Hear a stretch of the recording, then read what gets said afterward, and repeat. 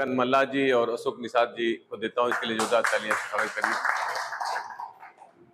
साथियों, हम लोग चूंकि श्रवण परंपरा के लोग हैं तो कोई भी कार्यक्रम की शुरुआत 2 मिनट ध्यान से करते हैं, क्योंकि ध्यान से हमको ज्ञान मिलता है, और संविधान की शपथ लेते हैं लास्ट में, क्योंकि संविधान से हमको सम्मान मिलता है।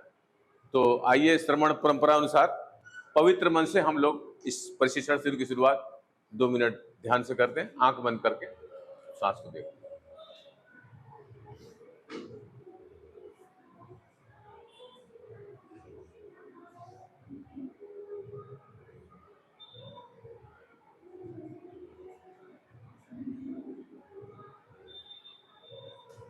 भवत सब मंगलम, भवत सब मंगलम, भवत सब मंगलम।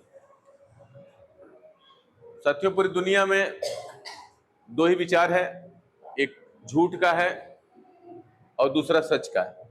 झूठ है तो नफरत है, नफरत है तो कलह है, कलह है तो अवनति है, अवनति है तो हिंसा है, और हिंसा है तो विनाश। जहां भी सच है वहां प्रेम है, जहां प्रेम है वहां भाईचारा है, जहां भाईचारा है वहां उन्नति है, जहां उन्नति है वहां शांति है, और जहां शांति है वहां युद्ध नहीं बुद्ध है।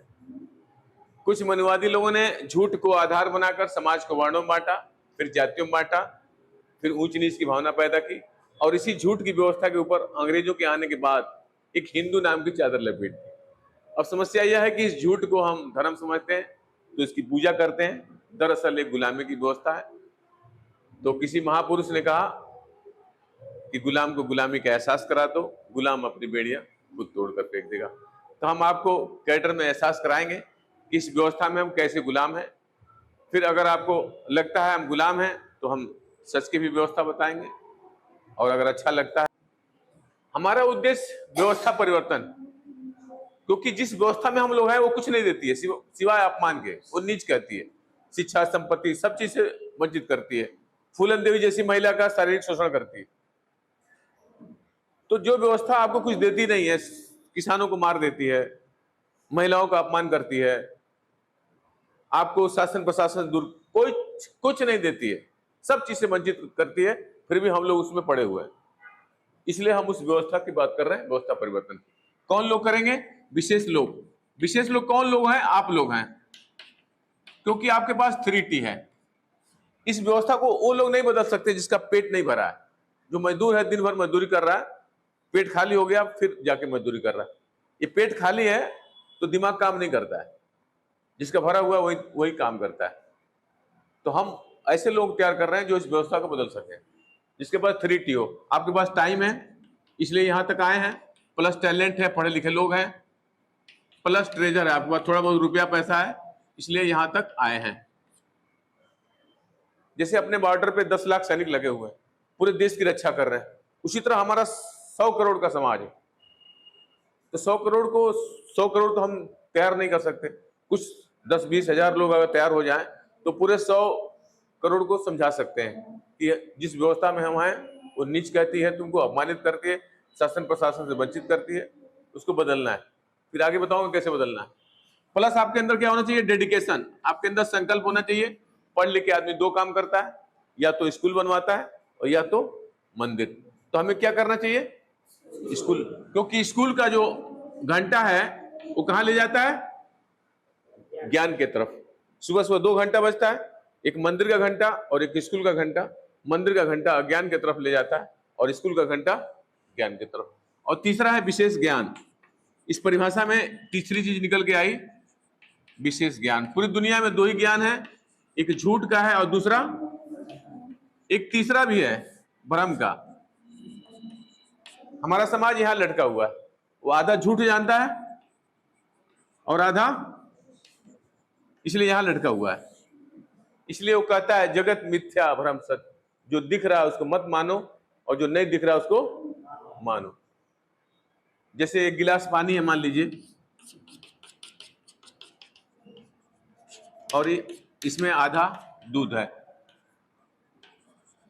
लेकिन पूरा समाज क्या कर रहा है? ये पूरा दूध है, लेकिन हकीकत क्या है? आधा पानी और आधा। तो अपना मिशन है दूध का दूध और पानी का पानी, यानी झूठ को हम झूठ बदला देंगे और सच को सच बदला देंगे। फिर आपको तय करना है कि हमें जाना कहां। तो अब आया व्यवस्था परिवर्तन। व्यवस्था हो, क्यों परिवर्तन करना चाहते हैं, उस व्यवस्था को समझ लेते हैं। व्यवस्था 3 चीज से मिलकर बनती है।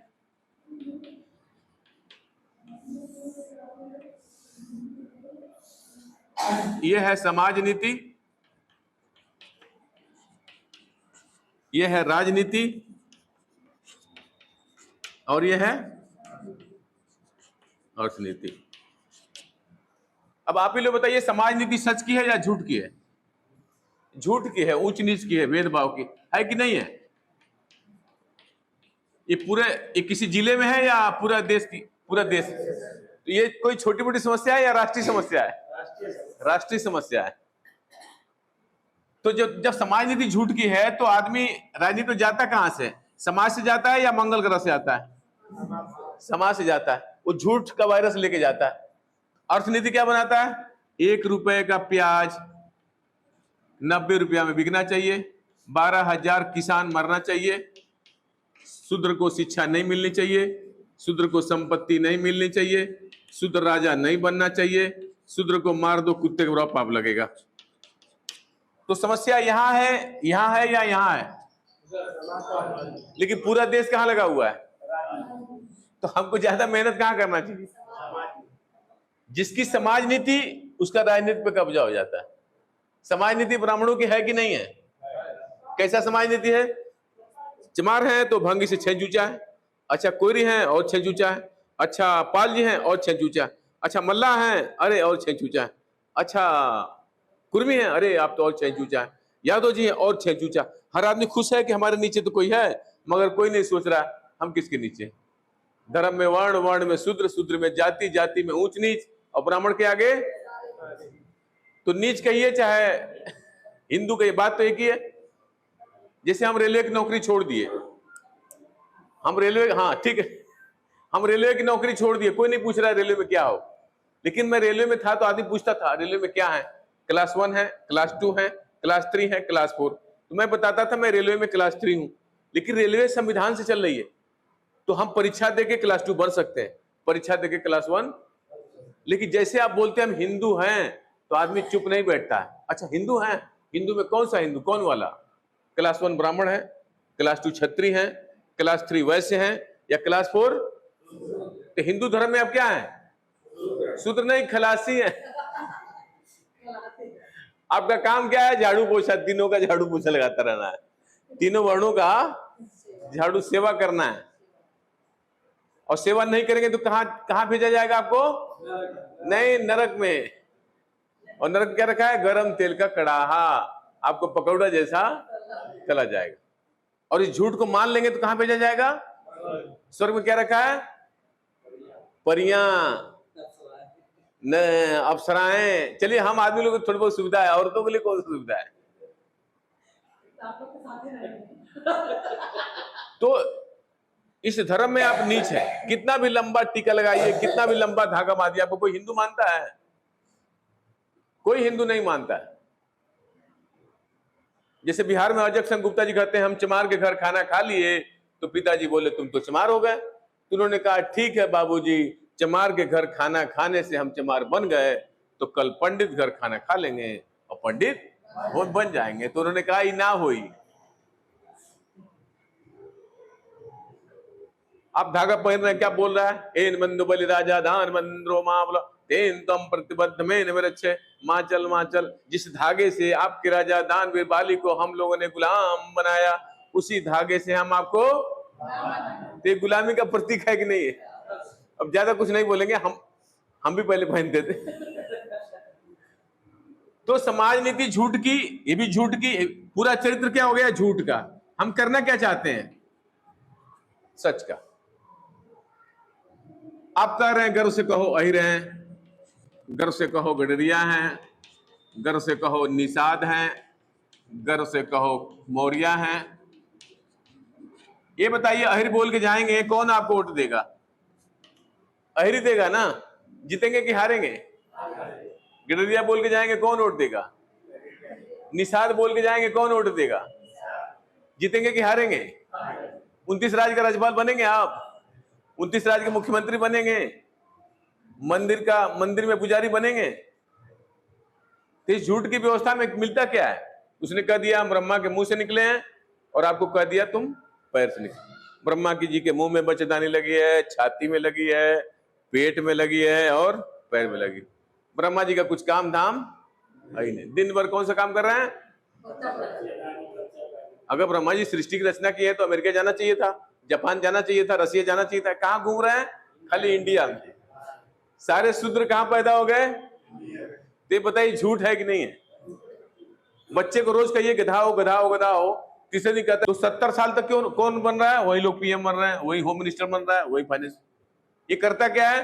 प्राइम मिनिस्टर आदेश देता है, होम मिनिस्टर डंडा लेके खड़ा रहता है, फाइनेंस मिनिस्टर किसके पॉकेट से पैसा निकालना है और किसके पॉकेट में डालना है। तो ये तीनों कब हम बनेंगे? जब समाज नीति आपकी होगी। इसलिए 26 जनवरी 1950 को हमको क्या कहा गया? ओबीसी, एससी, एसटी, तीनों को बाबा साहब ने सिर्फ एक शब्द कहा, शैक्षणिक और सामाजिक रूप से पिछड़े हुए लोग। इस व्यवस्था में सब लोग पिछड़ गए, इस सामाजिक व्यवस्था में सब लोग पिछड़ गए। कोई 6 इंच नीच है, कोई 12 इंच नीच है, कोई 24 इंच है, सारे नीच। नीचता का सिद्धांत लागू हो जाता। आप ठाकुर भी अपने को बोलते हैं तो नीच हो गए ना। तो अगर हम लोग ओबीसी, एससी, एसटी माने होते, एससी का मतलब क्या होता है? एससी का मतलब होता है शेड्यूल कास्ट। शेड्यूल मतलब सूची, कास्ट मतलब जाति। कैसी जाति? सामाजिक और शैक्षणिक रूप से पिछड़े हुए लोग। हम लोग सोच रहे हैं कि एससी अलग है, ओबीसी नहीं, नहीं ऐसा नहीं, सब एक ही है। लेकिन हमें अपना इतिहास नहीं पता, इसलिए हम लड़ रहे हैं। इसे सामने शीशा रखिए, उसको फोड़ दीजिए तो आपका फोटो कैसा आएगा? टूटा फूटा। तो जब आपका इतिहास ही टूटा फूटा है तो वर्तमान भी टूटा फूटा है, और वर्तमान टूटा फूटा है तो भविष्य भी टूटा फूटा रहेगा। तो बाबा साहब अम्बेडकर कहते हैं जो कौम अपना इतिहास नहीं जानती वो अपने वर्तमान का निर्माण। अब चालों में जाइए, कौन रह रहा है? हम ही लोग रह रहे हैं ना। कोई वर्ली में, कोई चर्चगेट में, कोई मरीन लाइन में, कोई है? क्यों नहीं है? जब हम ही सब कुछ कर रहे हैं। यह है झूठ, इसी को धर्मतंत्र नाम दिया। इसकी 4 खासियत है। पहली खासियत क्या है? ये खड़ी है। खड़ी मतलब विषमता का सिद्धांत लागू हो गया। झूठ, विषमता या झूठ का सिद्धांत लागू हो गया। दूसरा, इससे पहचान कैसी होती है? पहचान वर्ण के हिसाब से होती है। आप चौराहे पे जाएंगे, बोलेंगे ब्राह्मण वर्ण से है तो आपको सम्मान मिलेगा। और तीसरा, नियंत्रण। इसमें कौन नियंत्रण करता है? ब्राह्मण। जब तक ब्राह्मण आपको टीका नहीं लगाएगा, आपको कोई राजा, शिवाजी महाराज भगे भगे गए पूना के ब्राह्मणों के पास, हमको राजा डिक्लेयर करो। पूना के ब्राह्मणों ने कहा नहीं करेंगे, तुम कुर्मी हो, कुनबी हो, शूद्र हो। तो भगे भगे जाते हैं गागा भट्ट बनारस के पास। गागा भट्ट आता है, कुछ अपमानजनक तरीके से उनका राज तिलक करता है। देखिए सावित्रीबाई फुले के, देखिए ललाट पे, सावित्रीबाई फुले के ललाट पे देखिए आप लोग क्या लगा है? ऐसा लगा है कि नहीं लगा है? देखिए ध्यान से देखिए। हाँ, ये देखिए सावित्रीबाई फुले के ललाट में। तो ऐसा नहीं था खाली सावित्रीबाई फुले, सारी महिलाएं ऐसा टीका लगाती थी। ऐसा टीका मतलब क्या है? लोकतंत्र का प्रतीक है। सारे मानव एक समान, ये मनुष्यता की पहचान है। अब ब्राह्मण आपको टीका कैसे लगाता है? खड़ा। खड़ा मतलब ब्राह्मण ऊंचा है, बाकी है कि नहीं है? यही तो है इसका कंसेप्ट। तो नियंत्रण किसके हाथ में था? ब्राह्मण के। चौथा, आरक्षण। इनका आरक्षण क्या है? इनका आरक्षण अस्थाई है। 5वीं फेल है, उसी को सम्मान मिलेगा। 5वीं फेल है, पुजारी वही बनेगा। 5वीं फेल है, शंकराचार्य वही बनेगा। यहां भी 4 खासियत देखिए। ये खड़ी थी, ये कौन सी व्यवस्था है? आड़ी। आड़ी का मतलब समता का सिद्धांत लागू हो गया, यानी सच का सिद्धांत, सब लोग बराबर है। दूसरा, पहचान। इसमें पहचान कैसी होती है? वर्ण से या योग्यता से? आप योग्य हैं, टीचर, डॉक्टर, एमपी, एमएलए बनते जाइए। यहाँ पे कुछ नहीं बनना है, खाली भैंस चराना है, नाव चलानी है, चमड़े का काम करना है। तीसरा काम नहीं करना है। तीसरा, नियंत्रण किसके हाथ में है? जनता के हाथ में है। सरकार काम नहीं कर रही है, उसको बदल दीजिए। बीच में भी धरना प्रदर्शन कर दीजिए। नेपाल में क्रांति हुई कि नहीं हुई? मनुवादी लोग जहाज से लटक लटक के भागे कि नहीं भागे? परेशान हो गए थे ब्राह्मणवाद से। 29 प्राइम मिनिस्टर में आज तक सारे लोग वही बन रहे थे, एक दो ठाकुर छोड़ दीजिए। जनता त्रस्त आ गई तो भगा दिया। तो यहां नियंत्रण जनता के हाथ में है। जनता को आपको मालिक बनाया गया, लोकतंत्र ने मालिक बनाया है, लेकिन हमको पता ही नहीं लोकतंत्र है क्या। लोकतंत्र मतलब जनता का तंत्र, जनता का मालिक, जनता मालिक है इस तंत्र की। और चौथा है आरक्षण। हमारा आरक्षण कैसा है? अस्थायी है। ये आरक्षण नहीं है, कोई भीख नहीं है, ये प्रतिनिधित्व है। क्या ये? प्रतिनिधित्व है। मतलब एक बाप का 5 बेटा है, 10 एकड़ जमीन है, तो सबको कितना मिलता है? 2-2 एकड़। संविधान भी वही कह रहा है, आप 85 हैं तो आपको 85 मिलेगा। लेकिन कैसे मिलेगा? जब हम उसकी सामाजिक व्यवस्था को मान रहे हैं तो कैसे मिलेगा? हम तो सब कुछ उसको हैंड ओवर कर दिए। तो हमारा आरक्षण क्या है? अस्थायी है। पिछड़ेपन के आधार पे हमको आरक्षण मिला। सामाजिक रूप से पिछड़ गए थे इसलिए हमको आरक्षण मिला। अब जाति पाति खत्म कर दीजिए, आरक्षण खत्म कर दीजिए। तो हमारा आरक्षण अस्थायी, उनका अस्थायी है। अब आ गया, ये तो एक विचार था। झूठ और सच एक विचार है। जैसे बिल्डिंग बनानी है तो आपको विचार आता है कि यहां बिल्डिंग खड़ी करनी है, उसके बाद लगता है नक्शा। ये भी एक नक्शा है और ये भी एक नक्शा है। मजदूर को नक्शा अगर इसका दे देंगे तो इसका महल खड़ा हो जाएगा। मजदूर को अगर ये नक्शा दे देंगे तो ये महल खड़ा हो जाएगा। आज धर्मतंत्र का नक्शा पूरे देश में खड़ा दिख रहा है, तो इसका मजदूर कौन है? 85 वाले हैं या 3% वाले? 85 वाले हैं। इसका महल खड़ा कर रहे हैं, झंडा लेके ढो रहे हैं। तो कैसे नक्शा में 3 चीज लगता है? पहला निशान, दूसरा विधान और तीसरा संस्थान। इनका निशान क्या है? झूठ की आन बान शान को मेंटेन करने के लिए झंडा लगा होता है। भारत का प्रधानमंत्री कहीं भी जाता है तो झंडा लेके जाता है कि नहीं जाता है? वो पूरे देश की रिप्रेजेंट करता है झंडा। तो इनका झंडा कौन है? झूठ का आन बान शान, भगवा। कौन सा झंडा है? तो अपना लिए कब्जा कर लिया। इनका विधान क्या है? मनुस्मृति। और तीसरा संस्थान क्या है? मठ, मंदिर, आश्रम। महिला कहां जाती है? शोषण पंडित करता है या मुल्ला करता है? पंडित करता है। क्या सिखाया जाता है? पूजय विप्र ज्ञान गुणहीना, पूज्य न शूद्र ज्ञान प्रवीणा। ब्राह्मण कितना भी बेकार हो उसकी पूजा करो, शूद्र कितना भी पढ़ लिख ले उसकी पूजा मत करो। यहाँ ऊंच नहीं सिखाया जाता है। उसके बाद क्या बोला जाता है? तुमको कुछ चाहिए, तुम चली जाओ मंदिर। मंदिर चली गई, क्या मिला उसको? घंटा। क्या मिला उसको? और जैसे ही मंदिर चली गई उसका नियंत्रण किसके हाथ में आ गया? मठ। मठ में बैठा है शंकराचार्य। शंकराचार्य कौन है? पंडित है। कौन है? पंडित। ये क्या है? झूठ की व्यवस्था का राष्ट्रपति है। क्या ये? तो जब मठ के आप नियंत्रण में चले गए तो आपके पास कौन सा विधान लगेगा? लगेगा कि नहीं लगेगा? समाज मठ मंदिर आश्रम से जुड़ गया, आपके ऊपर मनुस्मृति लागू होगा कि नहीं होगा? भगवा झंडा पकड़ना पड़ेगा। क्या बन जाएगा? हिंदू राष्ट्र। क्या बनेगा? इसीलिए यहां भी निशान आया। यहां निशान क्या आया? तिरंगा। क्या आया? दूसरा विधान क्या आया? सम विधान, सबके लिए समान विधान। ये किसका विधान है? विषम विधान। ब्राह्मण के लिए अलग विधान और शूद्र के लिए अलग विधान। ब्राह्मण के लिए अलग विधान, शूद्र के लिए, लेकिन इसमें सबके लिए समान विधान। कहीं संविधान में लिखा है ब्राह्मण का हक अधिकार छीन लिया जाएगा? कहीं लिखा है? लेकिन उनको मौका लगा संविधान लिखने का, मनुस्मृति में 85 का अधिकार छीन लिया। लेकिन अपने महापुरुषों ने क्या किया? वो बुद्ध के विचारों से प्रभावित थे। बाबा साहब बुद्ध को पढ़े थे कि नहीं पढ़े थे? इसलिए उन्होंने बुद्धिज्म की बात को अंगीकृत करते हुए, माफ करते हुए उनको, चलो माफ करते हैं, और उनको भी संविधान लिख दिया। उनके कुछ नहीं, बुराई नहीं की। उनको भी, उनकी भी औरतों को शिक्षा मिल रही आज। पहले मिलती थी? उनकी भी औरतों को एक बाप का दो बेटा और एक बेटी है तो 3 हिस्सा लगता है कि नहीं? ये संविधान कह रहा है, इसमें नहीं हिस्सा लगता है। इसमें शिक्षा नहीं है, यहाँ शिक्षा है। यहाँ टीचर नहीं बन सकती, यहाँ टीचर बनेगी।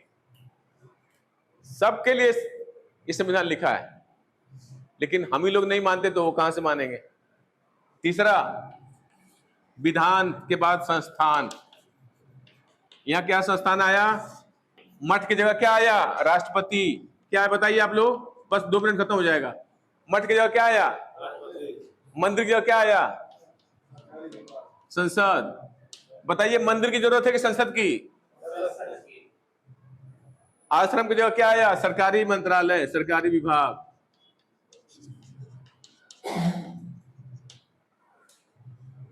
आपको हेल्थ खराब हो गया, स्वास्थ्य सुविधा अच्छी नहीं है, तो आप चिल्ला सकते हैं ना कि ये मंत्रालय को सही करो। या कुछ चिल्ला सकते हैं आप? या तो आपको सेवा करना है। वो मंदिर से निकल करके कहां आ रहे हैं लोग? कभी सोचा वो मंदिर में बैठे बैठे 81 लाख करोड़ पा रहा है, फिर भी वो यहां आ रहा है? कभी सोचा क्यों आ रहा है? सरकारी मंत्रालय को बेचने। रेल बिक गई, रेल मंत्री खत्म। शिक्षा बिक गई, शिक्षा मंत्री खत्म। स्वास्थ्य विभाग बिक गया, स्वास्थ्य मंत्री। तो संसद खत्म होगा कि नहीं खत्म होगा? राष्ट्रपति खत्म होगा कि नहीं होगा? संविधान खत्म होगा कि नहीं? तिरंगा खत्म होगा कि नहीं? लोकतंत्र खत्म होगा कि नहीं? पूरा खत्म हो जाएगा। क्या बनेगा? इसके लिए जिम्मेदार बाबा साहब अम्बेडकर हैं कि हम लोग हैं? कितना लोग मानते हैं कि हम लोग हैं? हाथ खड़ा करके बताइए। तो आप लोग समझ गए झूठ हो तो कैसे इंप्लीमेंट होता है? ये झूठ का नक्शा से ये इंप्लीमेंट होता है, सच का नक्शा ये।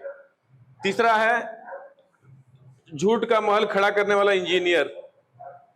झूठ का महल खड़ा करने वाला इंजीनियर करता क्या है?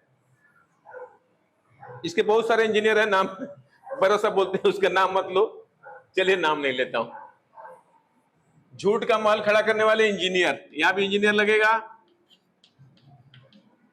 यहां भी इंजीनियर लगेगा। लगेगा कि नहीं लगेगा? ये इंजीनियर 3 पॉइंट एजेंडा चलाता है। क्या चलाता है? झूठ का महल खड़ा करने के लिए ये 3 पॉइंट एजेंडा चलाता है। यानी ये जो जाति है बनी रहनी चाहिए। अगर जाति बनेगी तो ब्राह्मण सबसे ऊंचा रहेगा कि नहीं रहेगा?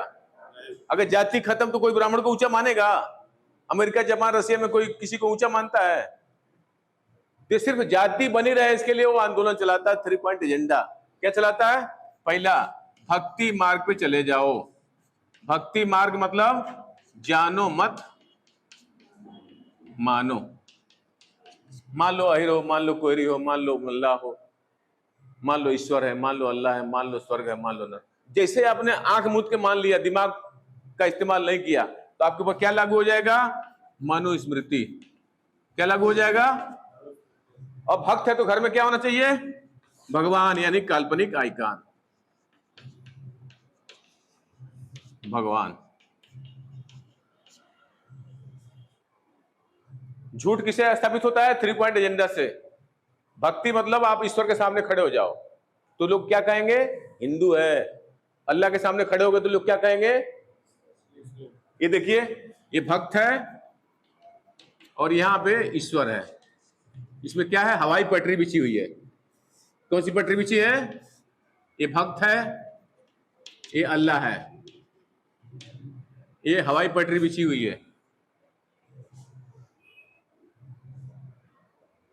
ईश्वर होता तो मंदिर में बलात्कार रुक जाता, अल्लाह होता तो मस्जिद में रुक जाता। तो ये झूठ है कि नहीं है? हमारी महिला को भूत पकड़ रहा है, मुंडी हिला रही, कर ये माइक से लाइए। अगर भूत होता तो उसकी भी महिला को पकड़ता, उसकी महिला क्यों नहीं पकड़ रहा? वो शिक्षित है। हमारी महिला शिक्षित नहीं है इसलिए उसको भूत पकड़ रहा है। तो जो भी आंखों से दिखता नहीं है, आपके 5 ज्ञानेंद्रियों से दिखता नहीं, वही झूठ है। ये सारी कल्पनाएं। हम लोग पहले 6-7 हजार साल पहले क्या थे? जानवर थे। हमारा कागज का आविष्कार हुआ, धीरे धीरे सभ्यताएं विकसित हुई और हमारे जो होशियार लोग थे वो ये सब चीजों का कल्पना करते गए, ईश्वर अल्लाह का। तो आप लोग मालूम पड़ गया धर्म कैसे स्थापित हो रहा है? 3 पॉइंट एजेंडा से। भक्ति मार्ग पे चले जाओ, मनुस्मृति लागू हो जाएगी। भक्त हो तो घर में क्या होना चाहिए? काल्पनिक आइकॉन। तो लोकतंत्र भी कैसे स्थापित होगा? ये भी 3 पॉइंट एजेंडा से स्थापित हो जाएगा। आप किसी भी संगठन में हैं, किसी भी पार्टी में हैं, आपको क्या करना है? ध्यान। ध्यान से ज्ञान, हमने ध्यान करवाया, ध्यान से ज्ञान, ज्ञान कर रहा मानो मानो एक समान। हमारी पहचान क्या बनेगी? हम समण परंपरा के लोग। कौन सी परंपरा के लोग हैं? समण मतलब सबको समता में रमण करने वाले लोग, सबको बराबर मानने वाले लोग। हमारी पहचान बहुजन या समण जो कह लीजिए। दूसरा ध्यान से ज्ञान, दूसरा संविधान से सम्मान, और तीसरा ध्यान यानी ज्ञान। ज्ञान विज्ञान का मार्ग है। ध्यान के प्रतीक कौन कौन है? अपने महापुरुष, वास्तविक आइकॉन यानी महापुरुष। तो लोकतंत्र भी कैसे स्थापित हो जाएगा? ध्यान, संविधान, वास्तविकांश। लेकिन ये कहां लागू करेंगे? हमारा समाज कहां इकट्ठा होता है? हमारे पास इतने संसाधन नहीं है कि हम रातों रात जो है हम ये 3 पॉइंट एजेंडा लागू कर दें। हमारा समाज मिलता कहां है? शादी में। हमारा समाज मिलता कहां है? गृह प्रवेश में। हमारा समाज मिलता कहां है? कोई मर गया, बिना बुलाए लोग आ जाते हैं, तो वहां पे हम 3 पॉइंट एजेंडा लागू कर रहे हैं। कोई मर गया है, पंडित को मत बुलाइए, उसने हमको बांटा है, उसने हमको नीच कहा है, उसको बाहर करिए, 2 मिनट ध्यान करिए, संविधान की शपथ करिए और एक कैलेंडर बांट दीजिए, बस काम हो गया। अभी मैं एक भूमि पूजन यादव जी कराया गोरखपुर में, 3 पॉइंट एजेंडा से कर दिया। इसमें कोई बुराई है बताइए? अभी मैं एक देखा गोरखपुर में, एक औरत मर रही थी, उसके लड़के तीन लड़के थे, उसकी दवा नहीं कराया। अभी 10 दिन पहले की बात, हमने बोला इसकी दवा तो कराओ, नहीं कराया, और 2 दिन बाद मर गई। आज मालूम है पंडित को खटिया, मचिया, चद्दर, बेलना सब दे दिया। कहां से पैसा आ गया? बलिया में कि यादव जी के पिताजी मर गए, पंडित बोला ऊपर जाके क्या खाएंगे? गेहूं लाओ, चावल लाओ, दाल लाओ, और स्वर्ग में दूध पीने के लिए गाय उठा ले गया। गांव वालों ने बोला अरे यादव जी दूधवा तो पंडित पी रहा है। तो यादव जी भैंस का दूध पीते हैं। बैठ, यादव जी भैंस का दूध पीते हैं, उनका दिमाग गर्म। वो लाठी उठाया, पंडित घर पहुंच गए, बोले इधर आओ, हमारे पिताजी स्वर्ग से चिट्ठी लिखे हैं, तू कैसा गाय दिए हो? तो इन्होंने कहा, पंडित बोला पागल हो गए हो, मरा हुआ आदमी चिट्ठी लेटर लिखेगा? तो मारा 2 लाठी। बोला जब मरा हुआ आदमी चिट्ठी नहीं लिख सकता तो मरा हुआ आदमी दूध, चलो हमारी गाय खोलो। ये सारे महापुरुषों ने तर्क किया। 2500 साल पहले तथागत गौतम बुद्ध पैदा हुए, उन्होंने कहा इस दुनिया में दुख है तो दुख का कोई ना कोई कारण होगा, और अगर कारण मालूम पड़ गया उसका निवारण भी हो जाए। कुछ इसलिए मत मानो कि बड़े लोगों ने कहा, कुछ इसलिए भी मत मानो कि धर्म ग्रंथों में लिखा है, कुछ इसलिए भी मत मानो कि मैं कह रहा हूं, बल्कि अपनी बुद्धि, अपने विवेक से खुद तय करो क्या सही है क्या गलत। बुद्धं शरणं गच्छामि, आप अपने बुद्धि के शरण में जाओ। धम्मं शरणं गच्छामि, प्रकृति के बनाए हुए समतावादी नियमों की शरण में जाओ। संघं शरणं गच्छामि, तर्कशील लोग समूह जाओ। जो तर्क नहीं करता वो गुलाम। तर्क करिए। पार्वती जी नहा रही हैं और अपने मैल से बच्चा पैदा कर दी, पता नहीं कितना महीना से नहीं नहाई थी। एक ही दिन का बच्चा, बस एक ही दिन का बच्चा दरवाजे पर खड़ा भी हो गया। शंकर जी आए, बोले तू कौन है? तो मैं तो पार्वती का बेटा हूं। अरे तू कब बेटा हो गया भाई? हमें तो कोई सूचना नहीं भाई। तो शंकर जी आए, उसकी मुंडी काट दिए। पार्वती रोने लगती है, हमारे बच्चे को जिंदा करो। रोने की क्या जरूरत है? जब नहाने से ही बच्चा पैदा हो रहा है, देखो और नहा लो। चलिए कोई बात, छोटा सा मुंडी है वही छोड़ सकते हैं भगवान जी। कहां से मुंडी ला रहे हैं? हाथी का। 75 किलो हाथी का मुंडी काटेगा, माटेगा, छाटेगा, लिया के सटाएगा, सटेगा। हम क्या कर रहे हैं? जय गणेश देवा, जय गणेश। सुबह सुबह बोल रहे हैं जय हनुमान ज्ञान गुण सागर, जय कपीश तुल्यो जाकर राम दूत अतुलित बल धामा, अंजन पूत मास। हनुमान जी अगर ज्ञान के सागर हैं तो अमेरिका के कोलंबिया यूनिवर्सिटी में उनका फोटो लगना चाहिए नहीं लगना चाहिए? किसका फोटो लगाया वहां? तो ज्ञान का सागर कौन हुआ?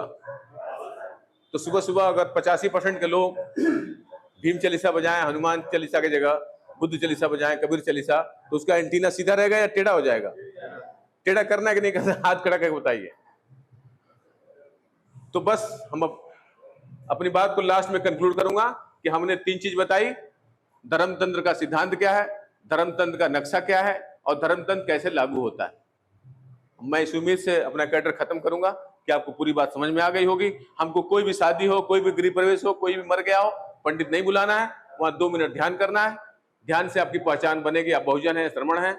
संविधान से सम्मान मिलता है, हमारा चरित्र लोकतांत्रिक बनेगा, बच्चा मंदिर की जगह स्कूल का घंटा बजाएगा, समतावादी बनेगा, और वास्तविक आइकॉन ये महापुरुष 200-300 जो शादी में पंडित को पैसा देते हैं, वही पैसा कैलेंडर का दे दीजिए, और जब घर घर जाएगा तो भगवान का विकल्प महापुरुष जब बनेगा, दोनों भगवानों में झगड़ा होगा, फिर 85% घर में ये महापुरुष जाएगा, तो पूरा देश बहुजनों का होगा, और अंत में सम्राट अशोक का पूरा भारत बनेगा। इसी उम्मीद के साथ इस लाइन से अपनी बात खत्म करूंगा कि आजादी की शाम नहीं होने देंगे, अपने लोगों की कुर्बानी बदनाम नहीं होने देंगे, बचेगा लहू का एक कतरा भी, शूद्र का दामन नीलाम नहीं होने देंगे, नीलाम नहीं होने देंगे। जय लोकतंत्र, जय संविधान, जय भारत। Thank you.